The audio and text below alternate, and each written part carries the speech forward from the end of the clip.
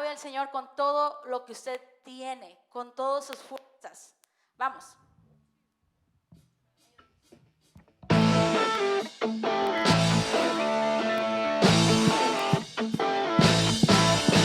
Vamos aplaudiendo a todos así.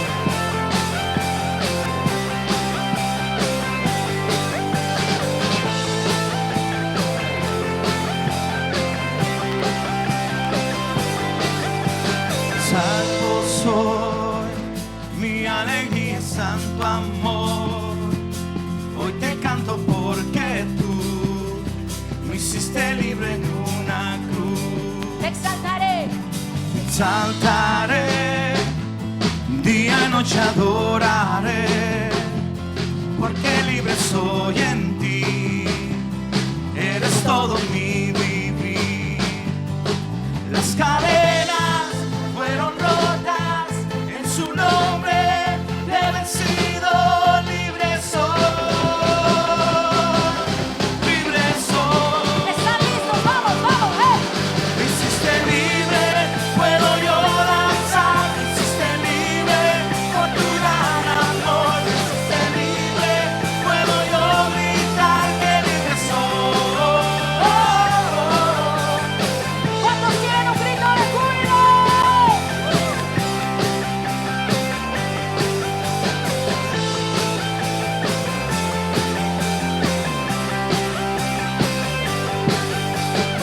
Salvo soy, mi alegría, santo amor.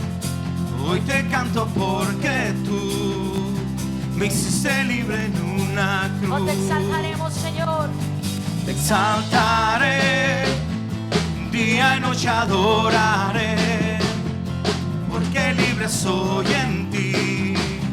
Eres todo mi Vamos a cantar. Unas cadenas vivir. fueron rotas. Las cadenas fueron rotas, en tu nombre he vencido, libre soy, libre soy. Me hiciste libre, puedo yo danzar, me hiciste libre, por tu gran amor me has hecho libre, puedo yo gritar que libre soy.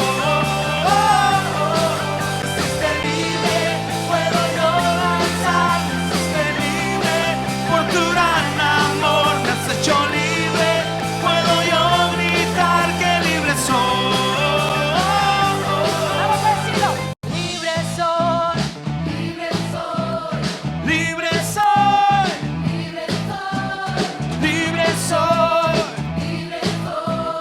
libre soy, libre soy, libre soy. Libre soy, libre soy.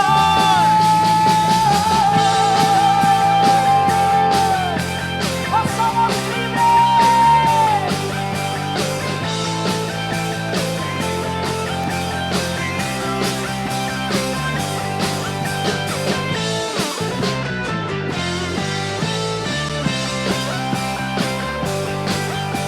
Exaltamos, Señor.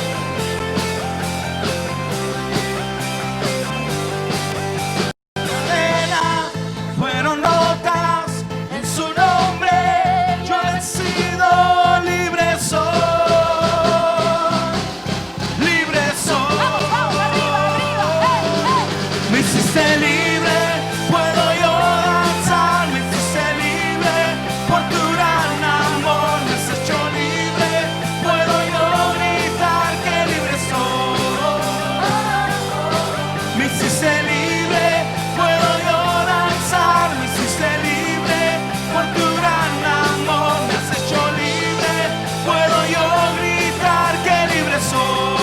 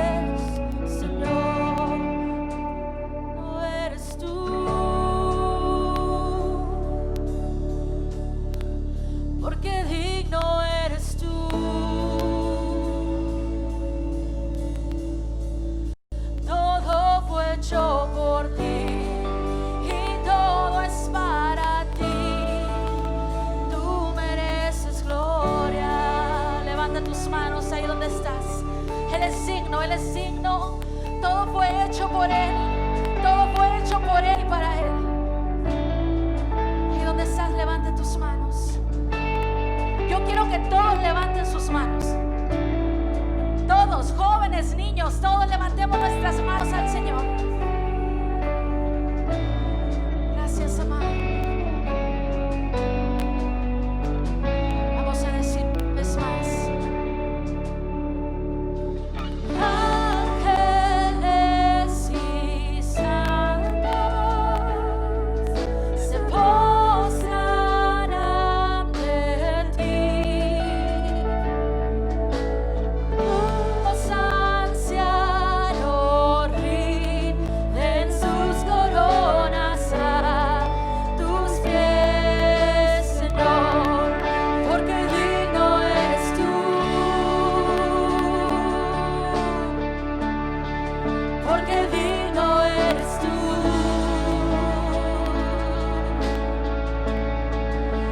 Todo fue hecho por ti y todo es para ti. Tú mereces gloria. Vamos a decirlo, porque digno eres tú. Oh, sí, tú eres digno, porque digno eres tú.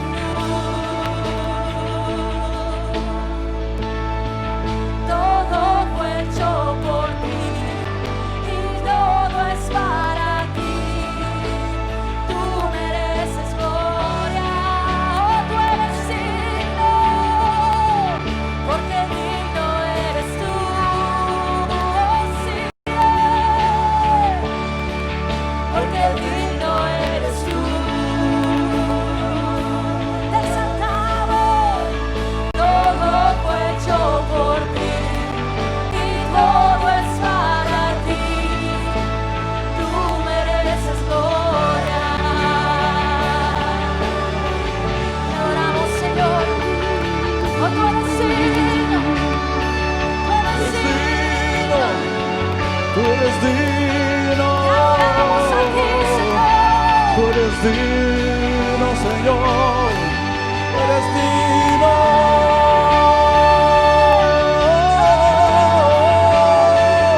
Tú eres digno, Señor. Tú eres digno, Señor. Día y noche suba incienso delante de ti. Día y noche suba incienso delante de ti. Día y noche suba incienso delante de ti. Día y noche suba incienso delante de ti. Vamos, que sube el incienso. Día y noche Suba incienso delante de ti. Día y noche Suba incienso delante de ti. Día y noche suba incienso delante de ti. Día y noche suba incienso. Eres digno, porque digno eres tú. Todo fue hecho para ti, Todo fue hecho por todo fue hecho por tu mano. y todo es para ti. Es por ti. Tú mereces gloria. Vamos, levanta tu voz, adórale, dile, porque digno eres tú. Porque digno eres tú. Todo fue hecho por ti y todo es para ti. Tú mereces gloria. Yo te exalto. Yo te exalto. Yo te exalto.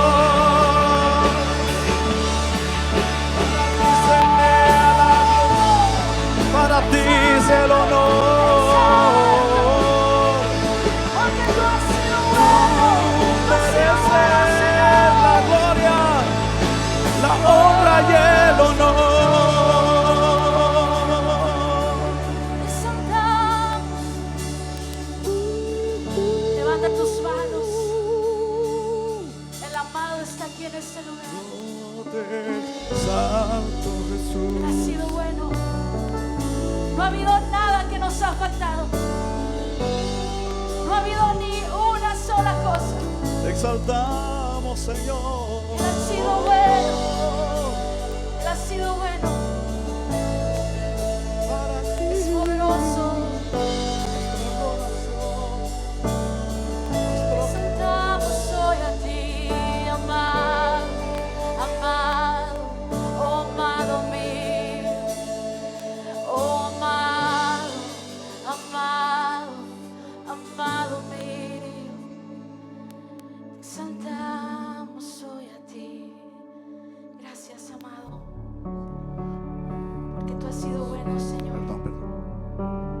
Porque no hay una sola cosa que nos ha faltado, Señor.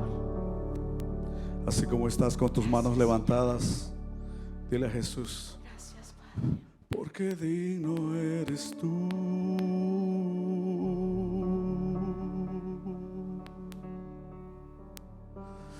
Porque digno eres tú. Todo fue hecho por ti y todo es para ti. Tú mereces gloria, porque digno eres tú, porque digno eres tú. Todo fue hecho por ti y todo es para ti. Tú mereces gloria. Señor, tú mereces la gloria, tú mereces la honra, tú mereces el honor por los siglos de los siglos. Amén. Dale un fuerte aplauso al Señor en esta noche. Hoy quiero titular este mensaje: Buenas noticias en tiempos de calamidad. ¿Cuántos saben que a pesar de todas las cosas Dios sigue siendo Dios? Y a Él no le sorprende ninguna de las cosas que están ocurriendo. Es más, la Biblia testifica, da razón de que estas cosas que a nosotros nos acontecen ya antes habían sido dichas por hombres de Dios en generaciones pasadas.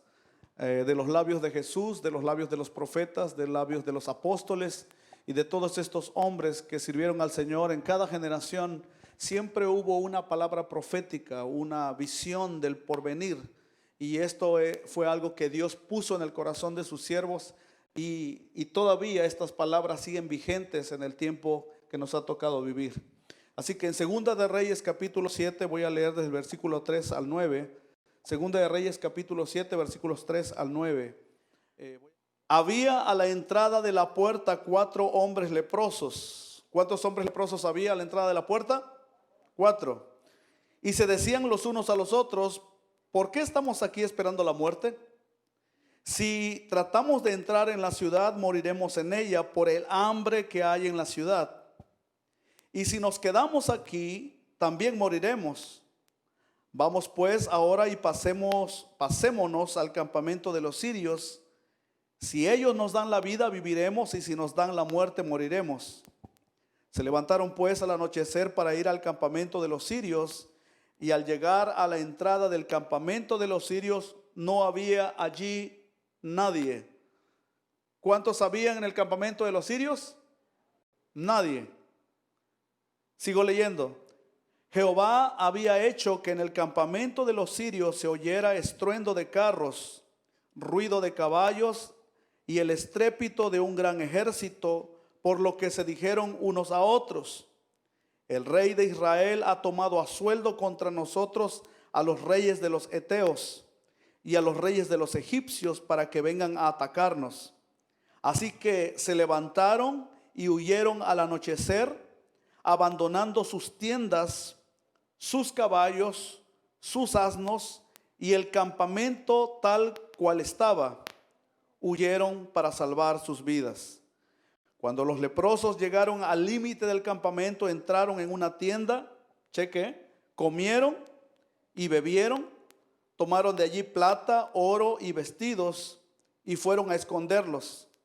Después volvieron, entraron en otra tienda y de allí también tomaron cosas que fueron a esconder. Luego se dijeron unos a otros: no estamos haciendo bien. A ver, díganse unos a otros: no estamos haciendo bien. Hoy es día de buenas noticias y nosotros callamos. Vamos, repítale, dígale a la persona que está a su lado: hoy es día de buenas noticias y nosotros callamos. Si esperamos hasta el amanecer, nos alcanzará nuestra maldad. Vamos, repítalo. Alcanzará nuestra maldad. Vamos pues ahora, entremos y demos la noticia en la casa del rey. Vamos a repetir todos este último versículo, el versículo 9. Luego se dijeron unos a otros, vamos todos juntos: no estamos haciendo bien. Hoy es día de buenas noticias y nosotros callamos. Si esperamos hasta el amanecer, nos alcanzará nuestra maldad. Vamos pues ahora, entremos y demos la noticia en la casa del rey. Repita conmigo: demos la noticia en la casa del rey. Una vez. Es sorprendente cómo en los tiempos de crisis o calamidad pueden mostrar lo que hay verdaderamente en el interior de las personas. Nos han sorprendido las noticias de personas que, ya sea por estrés o por la misma efectos del encierro, están actuando muchas veces de forma irracional, violenta. Entonces por ahí se hizo viral un video en la Ciudad de México. Atraparon a un ladrón, frustraron el robo de un asaltante en una combi, de esas que son comunes como medio de transportación en la Ciudad de México. Y no solo fue proverbial, ¿verdad? Algo terrible, ¿verdad? Las escenas de haber golpeado a ese asaltante con una hazaña, cada uno de los que estaban presentes en ese vehículo. Pero lo que más sorprendió, de haber casi linchado, ¿verdad?, a este hombre que dejaron sin ropas, tirados así en la acera de una avenida de la Ciudad de México. Así que es sorprendente cómo en los tiempos de crisis, como en los tiempos de angustia, como en los tiempos de calamidad, la verdadera naturaleza de los seres humanos sale. Cuando hay ansiedad y tensión, el temperamento y la verdadera personalidad aparecen. Usted no me dejará mentir. ¿Cuántos han viajado incómodamente por largos periodos de tiempo con personas con las que normalmente no interactúan? Y ustedes se sorprenden o nos sorprendemos de ver a las personas actuando de maneras que nosotros no conocíamos. Y si no, díganle a las hermanas que fueron que iban aquí al encuentro que nos llevaba como 5 horas allá por Gemet, ¿recuerdan? Sí, se metían en una ven allí y las hermanitas dulces, ¿verdad?, tan suaves en su trato, de repente se volvían unas fieras, ¿no? Bueno, yo como pastor tuve que enterarme de algunas situaciones que se dieron a raíz de ese viaje. Pero era lógico, la situación de incomodidad, el viaje largo y tedioso, hacían aparecer, ¿verdad?, la verdadera personalidad, el temperamento de los que estaban allí presentes. Así que era curioso, es curioso ver cómo una persona se transforma en un tiempo de crisis, de calamidad, en un tiempo de estrés, en un tiempo de ansiedad. El pasaje que leímos nos muestra un tiempo de crisis nacional para el pueblo del antiguo pacto. Esto es, en estas historias que la Biblia narra, se muestra un tiempo, varias veces, cuando el pueblo de Dios, el pueblo de Israel, se encontraba bajo asedio, cercado por ejércitos enemigos. Esta es una de esos acontecimientos. La historia completa, narrada en los capítulos 6 y 7 de Segunda de Reyes, muestran la terrible situación en el que el pueblo de Israel se llegó a encontrar por la guerra contra Siria. Si usted analiza el capítulo número 6, usted encontrará ahí la narración del primer intento del rey de Siria para poder cercar, para poder conquistar al pueblo de Israel de ese tiempo. La Biblia dice que la razón por la que el rey de Siria quiso atacar y secuestrar o eliminar a Eliseo era porque sus oficiales le habían dicho, le habían comentado que la razón por la que el pueblo de Israel había sido librado de la conquista era porque tenían un profeta que anticipaba los movimientos del rey de Siria. Cuando el rey de Siria quería poner emboscada al rey de Israel, dice la Biblia que el profeta Eliseo le hablaba al rey, comunicaba al rey de Israel: el ejército sirio se encuentra acampando en tal lugar, no pases por allí. Y lógicamente el rey de Israel tomaba provisión y no cruzaba por ese lugar. Y así sucesivamente, varias veces el rey de Israel y su ejército fueron librados de ser emboscados por este ejército poderoso de Siria, por causa de que había un profeta que comunicaba lo que el rey de Siria planeaba. Así que cuando el rey de Siria pregunta cuál es la razón, alguno de ustedes le dijo a sus oficiales: le está pasando información al rey de Israel, hay un espía entre nosotros, hay alguien que está comunicando nuestros planes. Y le dijeron: no, rey, no es así. Lo que ocurre es que entre ellos, en ese país, en esa nación, hay un hombre de Dios, un profeta que comunica aún lo que tú dices en tu alcoba, le dijeron. Así dice en el capítulo 6. Aún lo que tú dices en lo secreto, en tu recámara, es conocido del rey de Israel, porque hay un profeta que se lo comunica. Y entonces dice el capítulo 6 que el rey de Siria intenta tomar a este profeta y rodea la ciudad donde el profeta se encuentra. Usted seguramente, si ha leído la historia, recordará que en algún momento, porque en la noche ellos cercan la ciudad, y cuando se levanta el criado de Eliseo, Giesi, dice, y se da cuenta que está la ciudad rodeada con el ejército de Siria, y temeroso le comunica al profeta: Señor, ¿qué vamos a hacer? Estamos rodeados de un ejército enemigo. Y usted recordará aquella frase proverbial del profeta diciendo: no tengas temor, le dijo a Giesi, son más los que están con nosotros que los que están en contra de nosotros. Y le dijo, todavía orando, le dijo al Señor: Señor, abre los ojos de mi criado, de mi siervo Giesi, para que vea. Y la Biblia testifica, da cuenta de que el Señor abre los ojos de Giesi, y cuando él se da cuenta, había carros de fuego, un ejército poderoso que rodeaba a Eliseo y que estaban peleando a favor de ellos. Todo eso cuenta el capítulo 6. Así que ese primer intento de tomar a Eliseo concluye trayendo una derrota al ejército de Siria. La Biblia dice que cuando llegan los emisarios del rey de Siria para hablar con Eliseo, le preguntan: ¿a quién busca? Le preguntó Eliseo. Andamos buscando a Eliseo. Le dice: ustedes se fue por otro camino, si quieren yo les conduzco. Dice que la Biblia que el Señor cerró los ojos del ejército de Siria, y el propio Eliseo los condujo a todo ese ejército hasta la capital de Israel. Imagínense, es como decir que si, digamos, nos invadieran, no sé, cualquier nación enemiga, digamos Rusia, que todo el ejército de Rusia fuera conducido por el presidente de esta nación o por un siervo de Dios de esta nación, y los llevaran a Washington, D.C., a la capital. Y cuando vuelve a orar Eliseo y dice: Señor, abre los ojos ahora para que ellos miren, ellos se dan cuenta que se encuentran ahora en la ciudad capital de la nación que ellos querían conquistar, a merced de esa nación. El rey de Israel le dijo al profeta: ¿quieres los matamos o los eliminamos? Le dijo: no, ¿a poco te costó a ti? Le dijo: ¿tú fuiste la razón de esta victoria? Le dijo: no, pues no los mates. Le dijo: dales de comer, dales pan y agua y mándalos de regreso a su rey, al rey de Siria. Así cuenta el capítulo 6 cómo ellos fueron alimentados y fueron regresados. Vergonzosamente tuvieron que regresar a su rey, al rey de Siria, reconociendo que en Israel no solo había un profeta, pero el Dios Todopoderoso que está por encima de todos los designios, todos los ejércitos, todas las decisiones políticas o económicas que ocurren en el mundo, desde siempre, desde antes, ahora y para siempre, seguirá gobernando los destinos de la humanidad. Y ahí queda presente, ¿verdad?, cómo este ejército en ese primer intento se quedaron frustrados de lo que ellos intentaron hacer.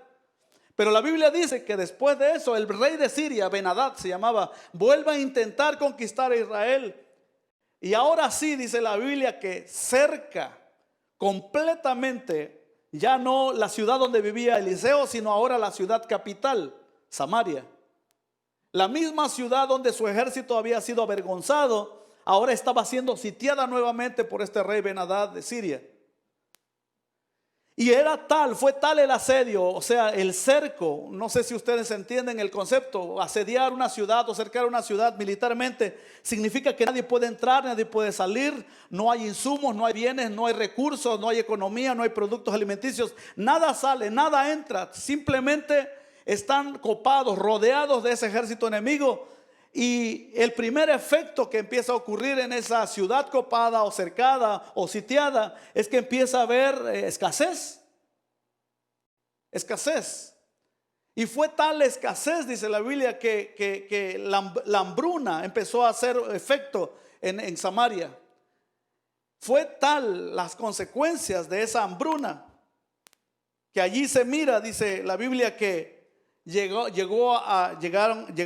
intentaban comer hasta animales que normalmente para el pueblo judío eran animales inmundos. Dice que una cabeza de un asno valía, ahí dice la Biblia, 80 monedas de plata. Imagínense, la cabeza de un asno, tan repulsivo que era para los judíos, ¿verdad? Muy escrupulosos por causa de la ley de Moisés, pero aún, ¿verdad? En su desesperación, no solo estaban comiendo animales inmundos que ellos consideraban inmundos, pero todavía se dice que estaban dispuestos a comer hasta el desperdicio. Algarroba, dice ahí la Nueva Versión Internacional. Algarroba es el alimento que se les da a los cerdos. Imagínense, si de por sí comer carne de cerdo para un judío es prohibitivo por causa de que en la ley de Moisés es un animal inmundo, ahora imagínense comer el desperdicio, o sea, la comida que los cerdos comen. Era tal la desesperación que costaba 5 monedas de plata conseguir desperdicio para comer. Bueno, fue tal la situación de desesperación que incluso hay una escena ahí donde una mujer le reclama, le pide al rey que le haga justicia, que establezca, que le salve. Dice: salva, oh rey. Y el rey de Israel, que caminaba en ese entonces en su palacio, la mira y le dice: ¿cómo quieres que te salve? ¿Con un granero, con un lagar? No hay que comer. ¿Cómo te puedo ayudar?, le dijo al rey. ¿Cuál es tu situación?, le dijo. Señor, le dijo, por causa del hambre, mi amiga, una vecina, otra mujer y yo coincidimos en comernos a nuestros hijos. Y el día de ayer matamos a mi hijo, dice, y nos los comimos. Y ahora este día le tocaba a la mujer dar a su hijo para que lo comiéramos también y no muriéramos de hambre, pero ella lo escondió. Y dice que fue tan desagradable la escena, la historia que le fue contada directamente al rey de Israel, que él rasga sus vestiduras, se viste de luto. Y entonces, enojado, frustrado por la situación, angustiado por la situación, dice: así Dios me castigue sin piedad, si no mañana la cabeza de Eliseo rueda.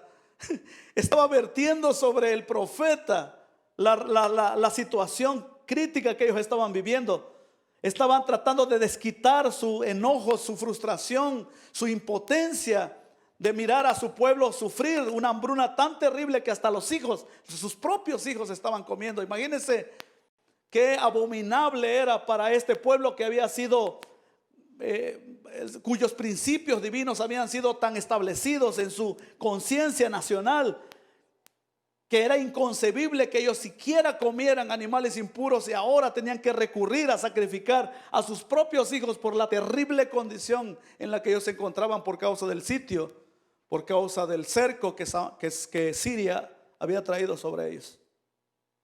Esa era la situación, era una situación de cautividad, era una situación de hambruna. Nosotros ni siquiera podemos imaginar, apenas este hecho de estar encerrados tanto tiempo nos da una idea de lo que significa estar así, en una situación de desesperación, de incomodidad. Imagínense, estos no podían entrar, no podían salir, no podían comer, no podían vender, no podían hacer nada. Estaban encerrados en esa ciudad, cautivos por causa del sitio militar que ellos estaban experimentando. Había hambruna, había desesperación, y no solo eso, hasta la falta de cordura, la falta de discernimiento estaba sobre el rey que ahora quería matar al hombre de Dios. El único que le había traído victoria meses antes, probablemente, no sé, un año antes, no sé cuánto tiempo, la Biblia no especifica cuánto tiempo pasó entre ese primer intento fallido de Siria y este segundo intento de sitio. Pero el único hombre que les había dado victoria ahora estaban queriendo sacrificarlo por mandato del rey. Y la razón supongo que era muy simple. Él permitió que ese ejército regresara. Y en lugar de matarlos, les dio de comer y los mandó de regreso. Ahora ese mismo ejército nos está acercando a nosotros. Y mira la situación terrible en la que estamos. El profeta Eliseo, dice la Biblia, que se da cuenta del intento del rey de mandarlo a matar. Y cuando llega el mensajero dispuesto a cumplir las órdenes del rey, le da una profecía. Y esta profecía le dice básicamente que dice: de aquí al día siguiente, de aquí a mañana, les dijo, de aquí a mañana, 2 galones de harina, más o menos esa es la medida, va a costar una moneda solamente. Y 4 galones de cebada, les dijo, va a costar el mismo precio. Y el criado que iba, el mensajero que iba dispuesto a cumplir la orden del rey de eliminar a Eliseo, le dijo: ni aunque el cielo se abriera. Esa fue la respuesta. El ayudante personal del rey replicó ahí en 2 de Reyes capítulo 7:2: no me digas, dice, aun si el Señor abriera las ventanas del cielo, no podría suceder tal cosa. Y le contestó Eliseo: pues lo verás con tus propios ojos. Le dijo Eliseo: pero no llegarás a comerlo. Hasta la fe habían perdido. Habían visto el milagro de ser librados tiempo atrás por ese mismo ejército. Ahora no solo estaban cautivos, no solo estaban angustiados, no solo había hambruna, no había ya ni discernimiento ni cordura en sus autoridades. Y ahora hasta falta de fe había. Ya no creían que Dios pudiera intervenir. Este es el contexto de la historia que acabamos de leer. Esa era la terrible situación en la que estaban.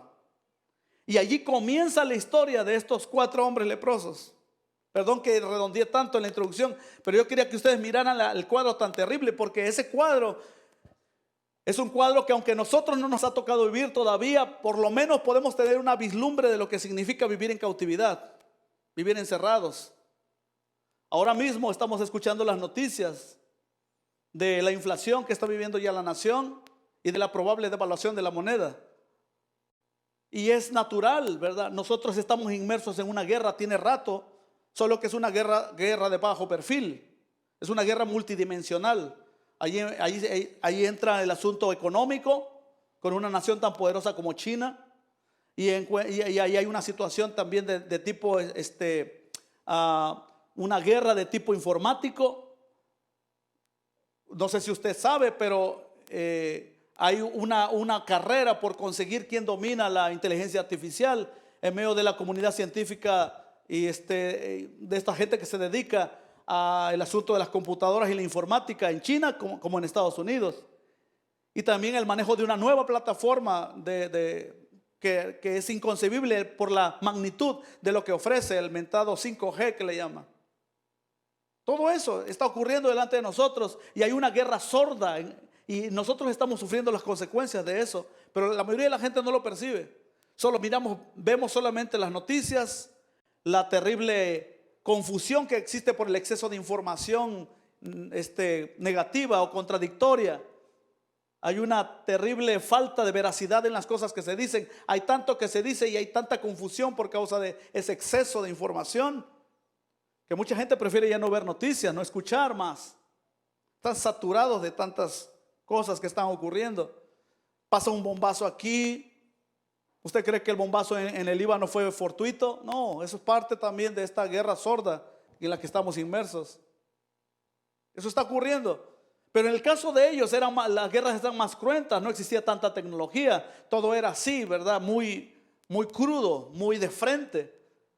Esa era la situación que ellos les había tocado vivir. Ahora, ¿cómo dar buenas noticias en un tiempo así? ¿Cómo poder proclamar, verdad, que hay algo bueno que está ocurriendo detrás de todo esto negativo que se mira? Es lo que nos compete, es lo que nos toca mirar a nosotros en esta historia. ¿Quiénes eran esos leprosos?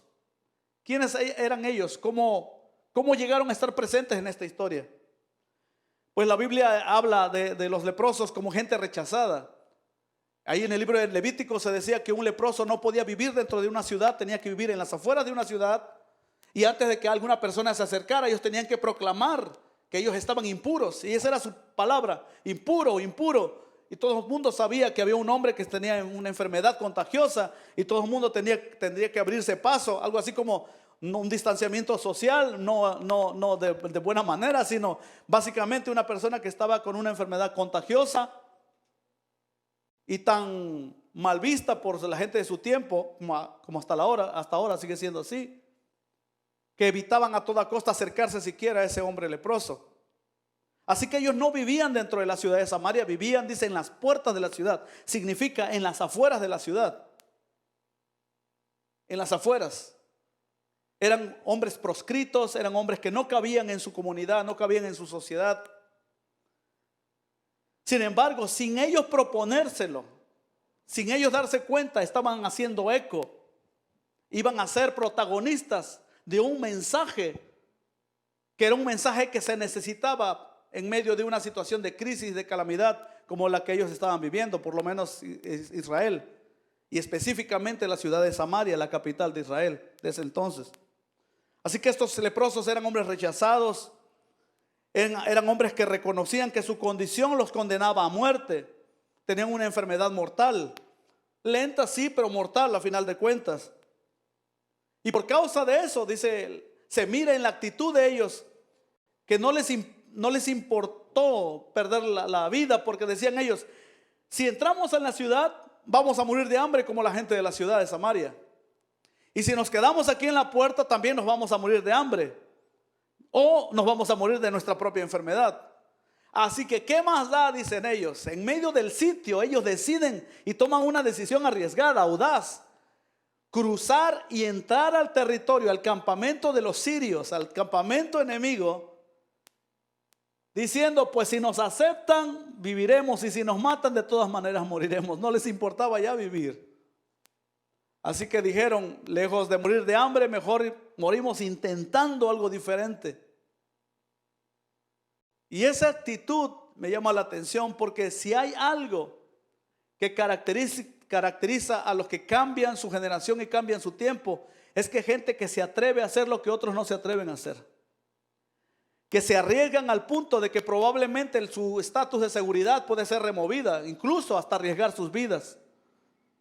¿Cuántos hombres de Dios a través de las generaciones no han cruzado las fronteras de países adversos, de una cultura que les rechaza? Antes de que el evangelio entrara a México, hubo muchos misioneros que mataron en el sur, especialmente en el área de Guerrero, de Chiapas y de Oaxaca, en la parte sur. Fueron sacrificados ahí por causa de su fe y por causa de que se levantaban en contra de ellos, diciendo que eran hombres que habían llegado ahí a robarse a los niños. Imagínense cómo los tildaban como personas criminales, y así los sacrificaban. Pero México no fue el único país. ¿Cuántos otros países, cuántas otras tribus no sacrificaron a estos hombres que llevaron la palabra de Dios? Pero para cambiar una generación, para cambiar un entorno, para cambiar una situación adversa, para cambiar un tiempo de calamidad, se requiere gente audaz, gente que esté dispuesta a arriesgar su propia vida, incluso su propia seguridad, su sentido de seguridad, y salir de su zona de confort para hacer algo nuevo, algo diferente. A ellos no les importó perder la vida, porque al final de cuentas ellos estaban condenados a morir, decían. Pero tenían un mensaje que compartir. Cuando ellos llegan allí al campamento enemigo, se dan cuenta que los sirios se habían huido. Y dice la Biblia que ellos empezaron a gozar del botín, empezaron a tomar las cosas, iban y las guardaban, y agarraban algo más de valor, iban y lo guardaban, y de repente cayeron en cuenta, de verdad, nosotros solo nos vamos a enriquecer. Y allí surge esta frase que repetimos al final de este texto. No estamos haciendo bien, dijeron. Hoy es día de buenas noticias y nosotros callamos. Dice, Si esperamos hasta el amanecer, nos alcanzará nuestra maldad. Vamos pues ahora, entremos y demos la noticia en la casa del rey. Ellos tenían un mensaje que compartir. Un mensaje de buenas noticias en tiempos de calamidad. Yo quiero decirle algo. Nosotros estamos en medio de un tiempo de calamidad también. Y quiero decirle esto también. Nosotros, la iglesia, tenemos un buen mensaje que decir en medio de este tiempo. Y miren el mensaje que ellos tenían que decir. La primera cosa que notamos, dice, que no era un mensaje pasado de tiempo, era un mensaje vigente. Dice, hoy, dijeron ellos, hoy es día, dice, de buenas noticias. Buenas noticias en medio de un tiempo que nos ha tocado vivir de tantas malas noticias, de tantos malos informes, de tantos pronósticos adversos, de tanta oscuridad que se cierne sobre las naciones. Todavía la iglesia de Jesucristo sigue teniendo el evangelio de las buenas nuevas, de las buenas noticias. Todavía Dios sigue siendo Dios, y en medio del caos o el conflicto todavía hay buenas cosas que decir a esta humanidad perdida y necesitada de la luz del evangelio. Todavía tenemos buenas noticias que decir. Hoy es un día de buenas noticias. Ellos dijeron, ¿por qué esperamos al amanecer? Si esperamos al amanecer, dice, la maldad nos alcanzará. ¿Qué estaba diciendo? No estamos esperando a que la cosa mejore. No estamos esperando a que las cosas se pongan mejor para poder decir, hey, hay esperanza. Hey, hay un Dios que salva, hay un Dios que restaura, hay un Dios que provee, hay un Dios que cambia las circunstancias. Dice, ¿para qué esperar que las cosas malas sean buenas? ¿Para qué esperar que amanezca? ¿Para qué esperar que la oscuridad se vaya? Si nosotros ahora, en el tiempo de la oscuridad, todavía podemos ser la voz profética para anunciarlo por venir, el tiempo bueno, las buenas noticias. Nosotros tenemos esas buenas noticias. Y de la misma manera que ellos no esperaron o no querían esperar el amanecer, nosotros no deberíamos esperar a que las cosas cambien para nosotros proclamar un buen tiempo y un buen mensaje, el mensaje de salvación del Señor, el mensaje de que Dios sigue siendo Dios y Él sigue gobernando por encima de todas las cosas que nosotros vemos. Hay buenas noticias, quiero decirle esto.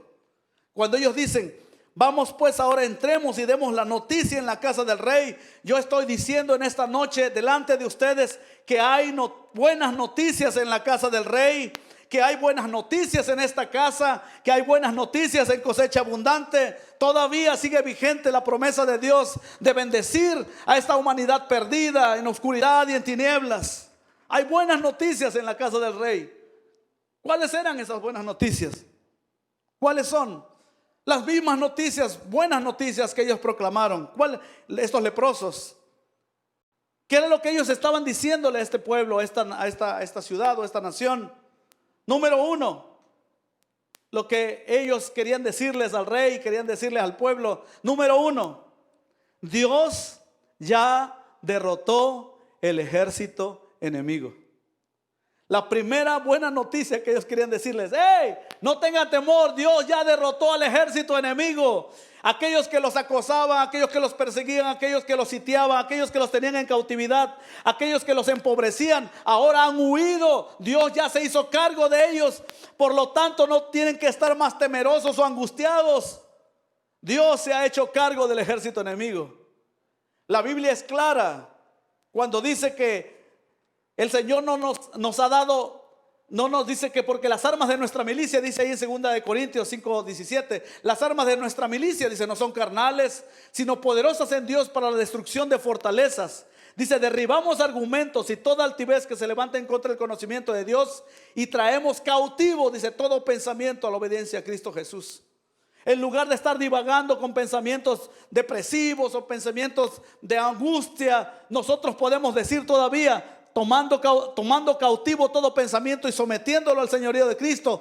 Todavía mi Dios reina, todavía mi Dios provee, todavía mi Dios salva, todavía mi Dios restaura, todavía mi Dios sana, todavía mi Dios puede hacer milagros. Él sigue al frente de este universo. Esta creación fue hecha por sus manos y Él sustenta todo lo visto, habido o por haber. Él es Dios y sigue siendo el Rey de reyes y el Señor de señores. ¿Cuántos dicen amén a eso?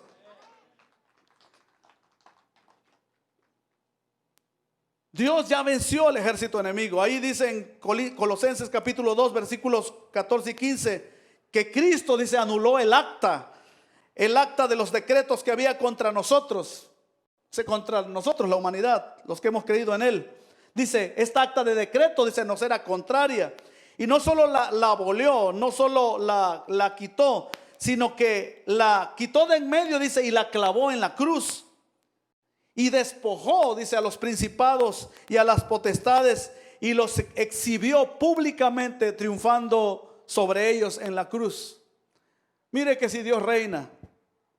La Biblia dice ahí en Apocalipsis, en el capítulo 6, dice, y aquí un caballo blanco, y sobre él, dice, el que estaba en el caballo blanco, dice un hombre de vestiduras blancas, dice con el cabello blanco y con un cinto que dice, fiel y verdadero, el que con justicia, dice, pelea y vence. Dice la Biblia que se le dio autoridad sobre todas las naciones y sobre todos los reinos, para juzgar con vara de hierro. Dice la Biblia que tiene de su boca sale una vara aguda, dice, de hierro, con el cual le regirá a las naciones. Y dice que un título le sigue, dice, Rey de reyes y Señor de señores. Es lo que dice el capítulo 6 de Apocalipsis. Ya Jesucristo no es aquel carpintero humilde de Nazaret. La Biblia, el Juan lo describe, dice, con ojos como bronce, como llamas de fuego, con su voz como de trueno, con sus pies como bronce bruñido, con su rostro, dice, como el sol resplandeciente. Dice, al cual huyeron todos los creados, cielos y tierra desapareció ante su presencia. Imagínense la autoridad del que hizo todas las cosas. Pues ese que hizo todas las cosas es el que nos salvó, y ese que hizo todas las cosas es el que se dice nuestro Padre. Nosotros somos de esa genealogía y pertenecemos a la descendencia del Rey de reyes, del Señor de señores, del amo de toda la creación. Por lo tanto, Él ya venció, nosotros también vencemos. Romanos capítulo 8 lo dice. Dice que en Cristo Jesús, dice, somos más que vencedores por medio de aquel que nos amó. Somos más que vencedores. Así que las buenas noticias comienzan con esto que ellos querían decirle. Ya el ejército sirio fue derrotado. Y así estoy diciendo ahora, ya el ejército de Satanás ha sido derrotado. Lo que ustedes están viendo son los estertores de este imperio oscuro, de este príncipe ilegítimo que ha querido gobernar sobre la creación de Dios. Y nosotros estamos viendo ya los estertores de muerte, la agonía de un reino que se está desquebrajando delante de nosotros. La semana pasada yo hablaba de eso. Y yo he estado hablando acerca del evangelio del reino. Todavía mi Dios reina, todavía nuestro Dios gobierna. La segunda cosa que ellos querían decir, que no tenemos que vivir más bajo el temor. Eso es lo que ellos querían decirles. No tienen que estar más amedrentados, no tienen que estar más escondidos, no tienen que estar más angustiados, no tienen que sentirse más cautivos. Hoy pueden sacudirse el temor porque el ejército fue vencido. Es inconcebible que nosotros los cristianos, en medio de toda esta situación que estamos viviendo, podamos estar allí apesadumbrados, comiéndonos las uñas, igual que la gente que no tiene esperanza. Entonces, ¿qué es la clase de Dios a quien proclamamos? ¿O cuál es la fe que nos sustenta? Si nosotros actuamos como la gente actúa, entonces no hay ninguna diferencia entre una persona sin fe y nosotros. Pero por causa de la victoria de Dios, nosotros entonces, dice la Biblia, no tenemos por qué vivir bajo la consigna del temor.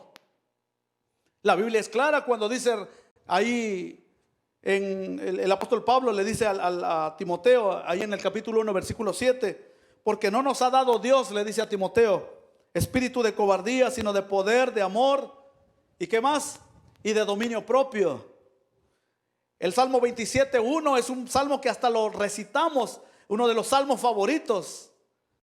Lo decimos de memoria, pero pocas veces lo ponemos en práctica en medio de una situación como la que vivimos. ¿Qué es lo que dice el Salmo 27? Mire cómo comienza diciendo: Jehová es mi luz y mi salvación. ¿De quién temeré? Jehová es la fortaleza de mi vida. ¿De quién he de atemorizarme?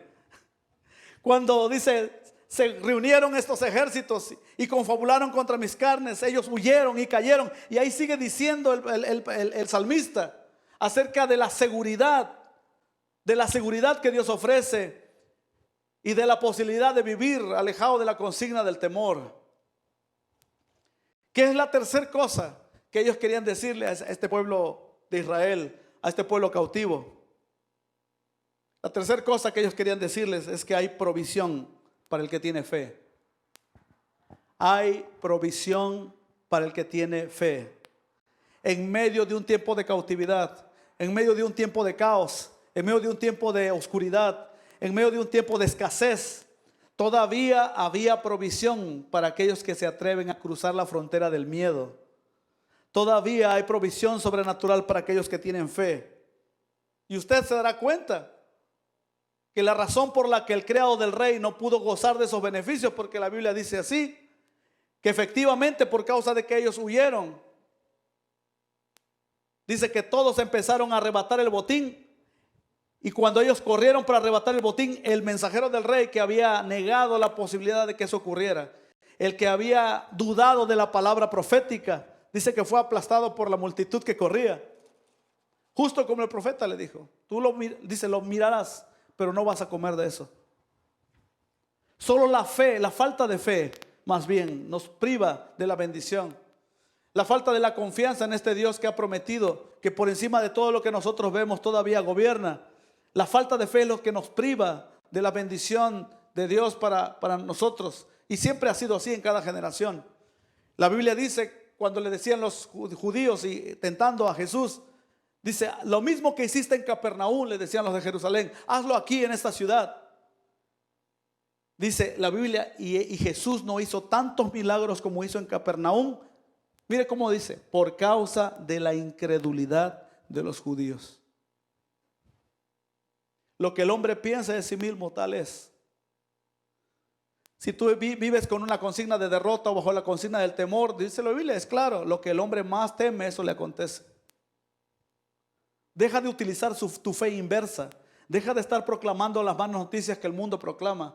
Deja de estar repitiendo las mismas frases oscuras que el mundo dice y empieza a decir que en medio de toda esta situación que puede parecer caótica para muchos, todavía Dios sigue ofreciendo la oferta de salvación, la oferta de restauración, la oferta de sanidad y la oferta de provisión sobrenatural para aquellos que creen. Todavía Dios puede bendecir, su mano no se ha cerrado para dar y ni su oído se ha cerrado para escuchar el clamor de aquellos que invocan su nombre. Hay provisión para el que tiene fe. Todavía sigue vigente la palabra que Filipenses dice, que mi Dios pues, dice, suplirá todo lo que os falta conforme a sus riquezas en gloria. Todavía sigue vigente lo que Jesús le dijo a sus discípulos. Mire lo que Jesús le dijo a sus discípulos. Ahí en Lucas capítulo 12. Por tanto os digo, les dijo, no os afanéis por vuestra vida, qué comeréis, ni por el cuerpo, qué vestiréis. Considerad las aves que ni siembran ni ciegan, que ni tienen despensa ni granero, y Dios los alimenta. Mire lo que les dice. ¿No valéis vosotros mucho más que las aves? Porque todas estas cosas buscan las gentes del mundo, pero vuestro Padre sabe que tenéis necesidad de estas cosas. Mas buscad el reino de Dios, usted sabe, y su justicia, y todas estas cosas os serán añadidas. Y todavía concluye de una manera tan poderosa que me conmueve. Dice, no temáis, manada pequeña, porque a vuestro Padre le ha placido daros el reino. ¿Entendió eso? No temáis, manada pequeña, porque a nuestro Padre le ha placido. Es un placer para Él, es un deleite para Él darnos el reino. Escuche, nos dio el reino y junto con el reino dio todas las cosas. Todas las cosas. La vida, la bendición, la eternidad, la salud, la prosperidad. Todo lo bueno de Dios lo ha ofrecido a través de su reino. Y si usted es de su reino, si usted es de su reino, hoy debería proponerse comenzar a dar buenas noticias. Es tiempo de que nosotros como iglesia dejemos de estar repitiendo y teniendo la misma actitud que la gente del mundo. escondidos, apesadumbrados, nerviosos, angustiados, salgamos de nuestro encierro. Y no estoy hablando del encierro físico, pero de nuestro encierro espiritual en el que estamos.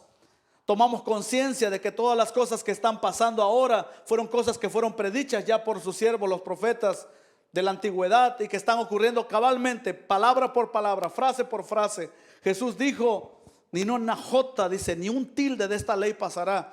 El cielo y la tierra, dice, pasarán, mas mis palabras no pasará. Así como de cierto es el cielo sobre la tierra, así cierto es lo que Dios ha estado diciendo desde el principio de la creación. Así que hoy nos ha tocado a nosotros vivir este tiempo de cautividad, por así decirlo, de encierro, por así decirlo. Pero no podemos vivir bajo la consigna del temor. No podemos vivir más apesadumbrados. Es hora de levantarnos y empezar a proclamar las buenas noticias de que Dios sigue siendo Dios, de que Él está presente en medio de nosotros, de que todavía hay un pueblo que le cree, que cree su palabra y que puede vivir aún en medio de la situación oscura, todavía puede brillar con la luz de Dios. Jesucristo dijo de respecto a sus discípulos que nosotros éramos la luz del mundo y que nosotros éramos la sal de la tierra. No somos el mundo, dice que estamos en el mundo, mas no somos del mundo, dijo Pablo. Por lo tanto, podemos proclamar un mensaje diferente de lo que el mundo está proclamando. Póngase de pie. Si quiere aplaudirle al Señor, apláudale. Hágalo con todo su corazón. Y ahí donde está de pie, cierre sus ojos por un momento.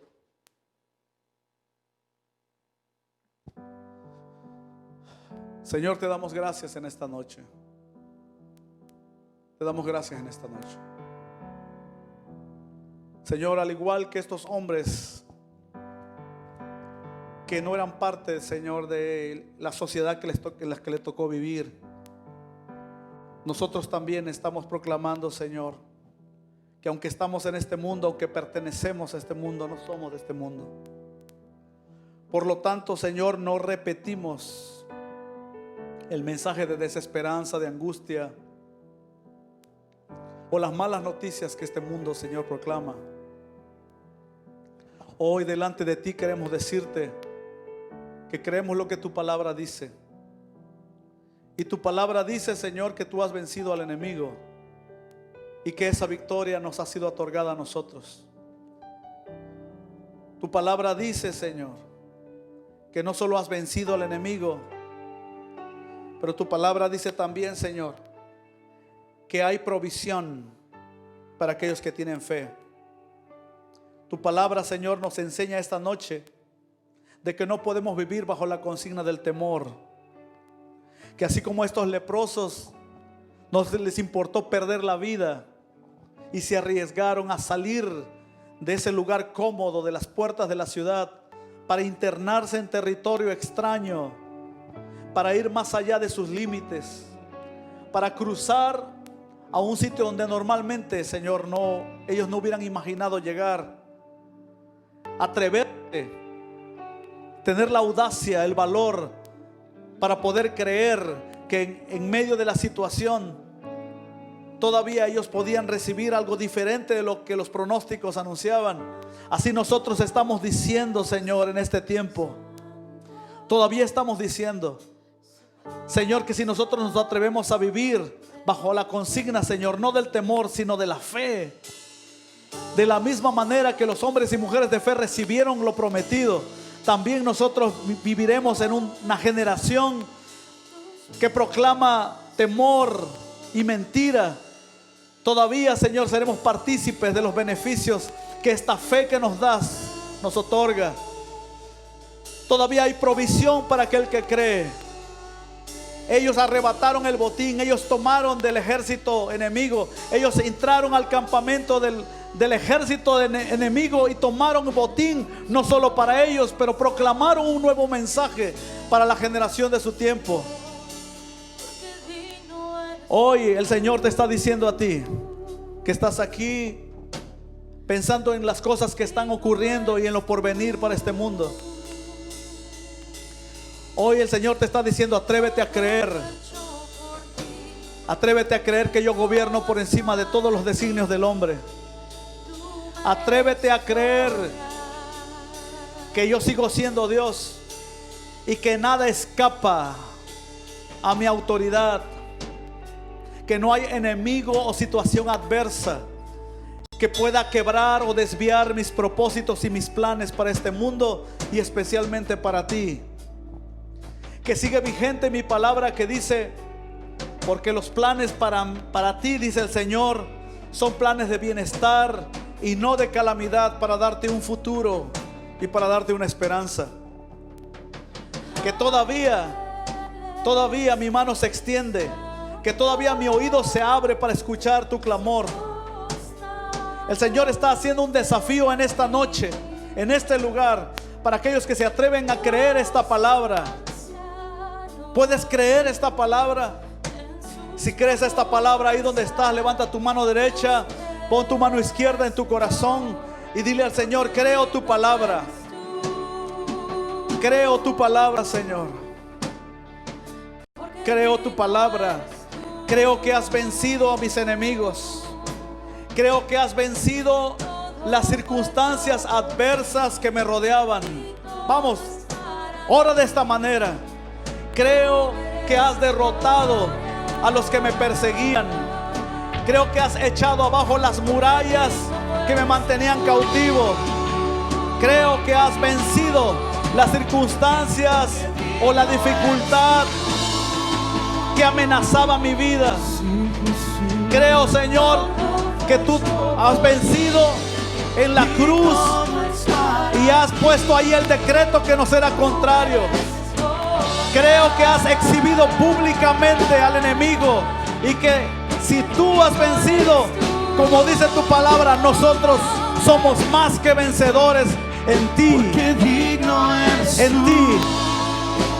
Creo lo que tu palabra dice, Señor, que no solo has vencido al enemigo, has vencido al ejército enemigo, pero creo que tu palabra dice que no tengo que estar viviendo más bajo temor.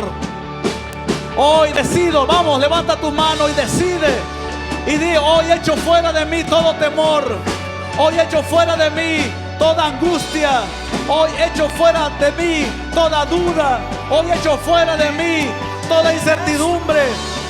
Creo que mi Padre es el que gobierna todas las cosas. Creo que el que me hizo y que me salvó y me rescató, Él gobierna por encima de los designios de los hombres.